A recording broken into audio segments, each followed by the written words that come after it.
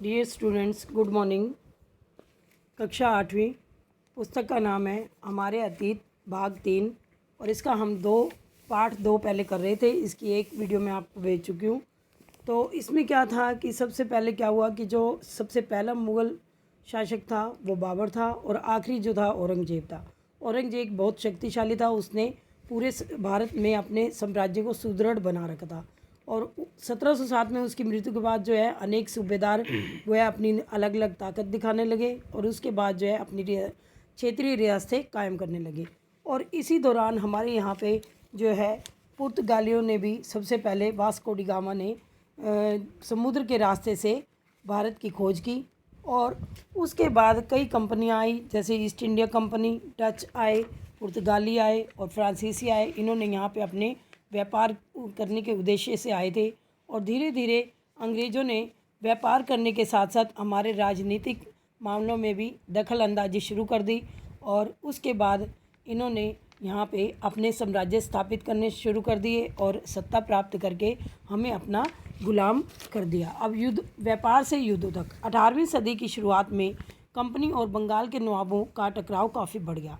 जब 18वीं सदी शुरू हुई तो उसके दौरान जो कंपनी, ईस्ट इंडिया कंपनी थी यहाँ पे, और बंगाल के जो नवाब थे, इनका आपस में टकराव होना शुरू हो गया। औरंगजेब की मृत्यु के पश्चात बंगाल के नवाब अपनी अपनी ताकत दिखाने लगे।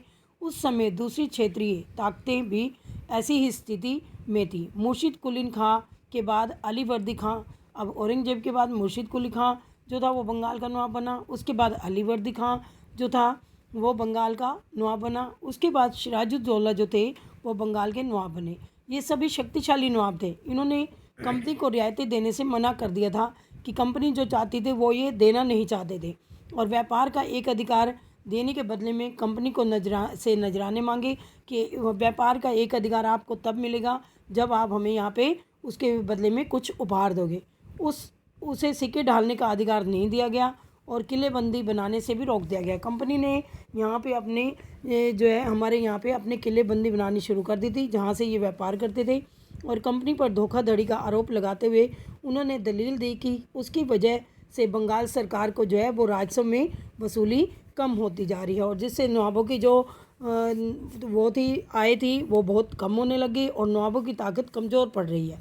कंपनी टैक्स चुकाने को तैयार नहीं थी। अब जो कंपनी को एक टैक्स बांधा गया था कि आप अगर यहाँ से व्यापार करते हो तो आपको इतना सालाना टैक्स देना पड़ेगा। अब कंपनी वो टैक्स देने को भी तैयार नहीं थी और उसके अफसरों ने अपमानजनक चिट्ठियाँ लिखी और नवाबों व उनके अधिकारियों को अपमानित करने का भी प्रयास किया। किसके? कंपनी के अधिकारियों ने। तो ये सब कारण क्या थे? ये बाद में ये सब कारण बने युद्ध का। कंपनी का कहना था कि स्थानीय अधिकारियों की बेतुकी मांगों से कंपनी का व्यापार तबाह हो रहा है। अब कंपनी क्या कहती थी कि जो स्थानीय अधिकारी वहाँ रहते हैं उनके बेतुकी मांगे हैं, इसके कारण व्यापार तबाह हो रहा है, और व्यापार तभी फल फूल सकता है जब सरकार शुल्क हटा दे। अब ये नवाबों पे जोर डाल रहे थे कि हमारे से जो आप शुल्क लेते हो सालाना वो आप हटा दो। कंपनी को इस बात का भी यकीन था कि अपना व्यापार फैलाने के लिए उसे अपनी आबादी बढ़ानी होगी, गांव खरीदने होंगे और किलों का पुनर्निर्माण करना होगा। अब कंपनी ने हमारे यहाँ पे गाँव में अपनी भूमि खरीदनी शुरू कर दी और साथ में किलों का भी दोबारा से निर्माण शुरू कर दिया। ये टकराव दिनों दिन बहुत गंभीर होते जा रहे थे। आपस में रोज़ आए दिन टकराव होते रहते थे नवाबों के बीच में और कंपनी के अधिकारियों के बीच में। इन टकरावों की परिणति प्लासी के युद्ध का कारण बनी। अब प्लासी के युद्ध का कारण क्या था? ये जो आपको मैंने ऊपर बताए हैं चार, ये कंपनी की रियायतें देने से मना कर दिया और व्यापार पर एक अधिकार के बदले में कंपनी नवाबों ने नजराने मांगे, ये सब क्या थी? ये इसका कारण बने। प्लासी का युद्ध 1756 में अली वर्दी खां की मृत्यु के बाद जो है सिराजुद्दौला जो थे वो बंगाल के नवाब बने। कंपनी को सिराजुद्दौला की ताकत से भय था क्योंकि वो एक शक्तिशाली राजा था, तो उससे वो डरते थे। सिराजुद्दौला की जगह कंपनी एक ऐसा कठपुतली नवाब चाहती थी जो उसे व्यापारिक रियायतें और अन्य सुविधा देने से आनाकानी न करे। अब अंग्रेज चाहते थे कि हम यहाँ पे ऐसा नवाब बनाए, बंगाल का नवाब बनाए जो हमारे इशारों पर चले, हम जो चाहें उससे अपनी सुविधाएं ले सकें। कंपनी ने प्रयास किया कि सिराजुद्दौला के प्रतिद्वंदियों में से किसी को नवाब बना दिया जाए। जो सिराजुद्दौला के विरोधी थे उनमें से वो एक को नवाब बनाना चाहते थे। कंपनी को कामयाबी नहीं मिली और जवाब में सिराजुद्दौला ने हुक्म दिया कि कंपनी उनके राज्य के राजनीतिक मामलों में टांग अड़ाना बंद कर दिया। अब सिराजुद्दौला जो है वो इनकी सारी अंग्रेज़ों की नीतियों को भाप गया था, जान गया था, तो इसलिए उनने उनको मना कर दिया कि आप हमारे जो राजनीतिक मामले हैं इसमें टांग अड़ाना बंद कर दें, इसमें दखल अंदाजी ना करें। और किले बंदी भी रोकी और बाकायदा जो राजस्व है वो भी आपको चुकाना पड़ेगा, जो आपका राजस्व बनता है। और पक्ष पीछे हटने को तैयार नहीं थे। अब कौन से पक्ष? दोनों पक्ष जो है इस पर पीछे हटने को तैयार नहीं थे। कंपनी चाहती थी हम राजस्व ना दें और टैक्स ना दें और अपनी किलेबंदी बनाए रखें, और राजा चाहते थे ये काम ना हो। और इस प्रकार दोनों पक्षों के पीछे हटने को तैयार नहीं हुए और अपने 30,000 सिपाहियों के साथ नवाब ने कासिम बाजार में स्थित इंग्लिश फैक्ट्री पर हमला कर दिया। इंग्लिश फैक्ट्री कौन सी थी? East India company. इस पर इन्होंने हमला कर दिया और नवाब की फ़ौजों ने कंपनी के अफसरों को गिरफ्तार किया और गोदाम पर ताला लगा दिया अपना, और अंग्रेज़ों के हथियार छीन लिए गए और अंग्रेज़ जहाज़ों को घेरे में ले लिया। जो अंग्रेज़ जहाँ खड़े थे उनके ऊपर अपनी सेना छोड़ दी और उन्हें अपने कब्जे में ले लिया, और अंग्रेज़ों के हथियार भी छीन लिए गए। और इसके बाद नवाब ने कंपनी के कलकत्ता स्थित किले पर भी अपने कब्जे में ले लिया। कलकत्ता के हाथ से निकल जाने की खबर सुनने के बाद मद्रास में तैनात कंपनी के अफसरों में भी रॉबर्ट क्लाइव के नेतृत्व में सेनाओं को रवाना कर दिया। और सबसे पहला जो अफसर था कंपनी का कौन सा था? वो रॉबर्ट क्लाइव। याद रखना बेटा, सबसे पहला अफसर याद रखना, जैसे बच्चे को अपना सबसे पहला स्कूल और आखिरी स्कूल याद रहता है, तो ये सबसे पहला जो था रॉबर्ट क्लाइव था, और सबसे लास्ट था माउंटबेटन, जिससे हमें बाद में आज़ादी मिली थी देश को। तो इस सेना को 9 सैनिक बेड़े की मदद मिल रही थी और इसके बाद नवाब के साथ लंबे समय तक सौदेबाजी चली। आखिरकार क्या हुआ कि 1757 को रॉबर्ट क्लाइव ने प्लासी के मैदान में सिराजुद्दौला के खिलाफ कंपनी की सेना का नेतृत्व किया। अब ये जो अधिकारी लोग थे ये अपना किलेबंदी में अपनी सेना तो वही इकट्ठी कर ही रहे थे। इसी कारण हमारे जो यहाँ के नवाब थे उनको डर था कि कभी ये हमारे पर युद्ध न कर दें, इसी कारण इनके ऊपर अंकुश लगाना चाहते थे, रोक लगाना चाहते, लेकिन वो नहीं माने। आखिर में 1757 में रॉबर्ट क्लाइव ने प्लासी के मैदान में सिराजुद्दौला के खिलाफ सेना का नेतृत्व किया और नवाब सिराजुद्दौला की हार हुई। और उसमें हार का बड़ा कारण ये था कि जो उसका सिराजुद्दौला का सेनापति था उसमें एक मीर जाफ़र नाम का सेनापति था जो अंग्रेज़ों के साथ मिला हुआ था, उसकी कारगुजारियाँ भी थी, और मीर जाफ़र की टुकड़ी ने इस युद्ध में हिस्सा नहीं लिया। और रॉबर्ट क्लाइव ने यह कहकर उसे साथ में मिला लिया कि सिराजुद्दौला को नवाब से हटाकर वो उसे बंगाल का नया नवाब बना देंगे। तो इस तरह से षड्यंत्र रचा गया ये सारा, और जिसकी वजह से जो है सिराजुद्दौला युद्ध के मैदान में घबरा गए और उसके कारण जो है उनकी हार हुई। और ये जो है अब अंग्रेज़ों में ने प्लासी के युद्ध में किसकी जीत हुई? अब अंग्रेज़ों की जीत हुई। प्लासी की जंग इसलिए महत्वपूर्ण मानी जाती है क्योंकि भारत में यह कंपनी की सबसे पहली जीत थी। और प्लासी की जंग के बाद सिराजुद्दौला को मार दिया गया और मीर जाफ़र को नवाब बना दिया गया। कंपनी अभी भी शासन की जिम्मेदारी संभालने को तैयार नहीं थी, क्योंकि उन्हें नहीं ये इसलिए तैयार नहीं थी क्योंकि लोग इसका विरोध कर देंगे और उसका मूल उद्देश्य तो सिर्फ व्यापार फैलाना था। अगर यह काम स्थानीय शासकों की मदद से बिना लड़ाई लड़े ही किया जा सकता है तो किसी राज्य को सीधे अपने कब्जे में लेने की क्या ज़रूरत थी। इसलिए कंपनी इसे अपने सीधे हाथ में इस राज्य को लेना नहीं चाहती थी। और जल्दी ही कंपनी को एहसास होने लगा कि यह रास्ता भी आसान नहीं है। कठपुतली नवाब भी हमेशा कंपनी के इशारों पर नहीं चलते थे। अब जो मीर जाफ़र को नवाब बनाया था वो भी हमेशा कंपनी के इशारों पर नहीं चलता था।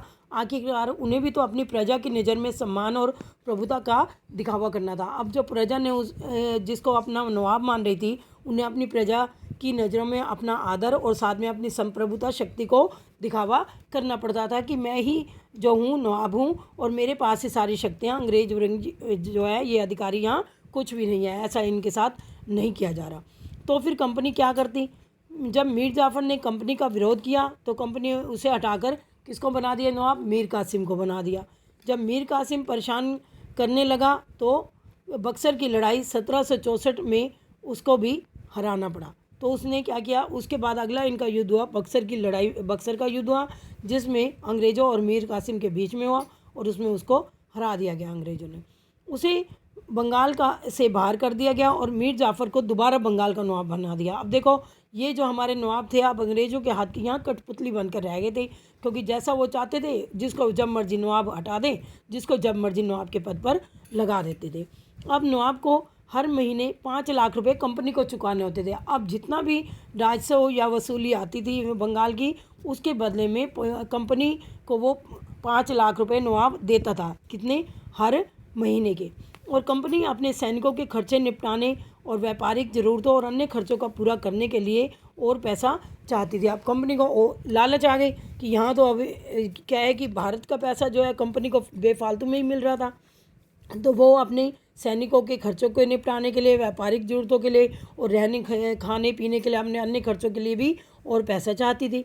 कंपनी और ज़्यादा इलाके तथा इसके ज़्यादा कमाई चाहती थी। 1765 में मीर जाफ़र की मृत्यु हुई। तब तक कंपनी के इरादे बदल चुके थे। अब 1765 में मीर जाफ़र की मौत हो गई।